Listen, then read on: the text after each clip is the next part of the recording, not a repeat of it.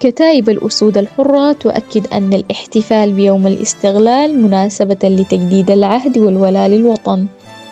احتفلت كتائب الأسود الحرة بمنطقة الغابة الإدارية بذكرى 69 لاستغلال السودان، حيث نظموا مسيرة انطلقت من منطقة الباجة شمالا وجابت كل شوارع الغابة وقدمت عرضا عسكريا تجديدا للعهد والولاء للوطن.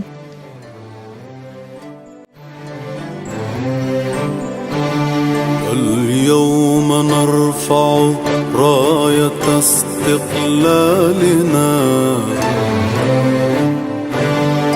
اليوم نرفع راية استقلالنا،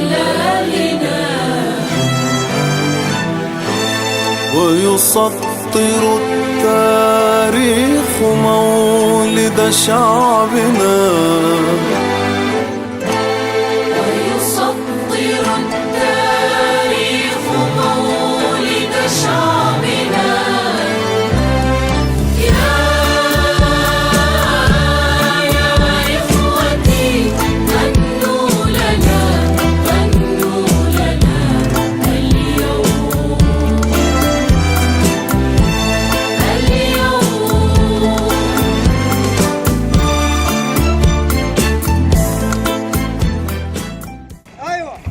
إذا شق الزوارق.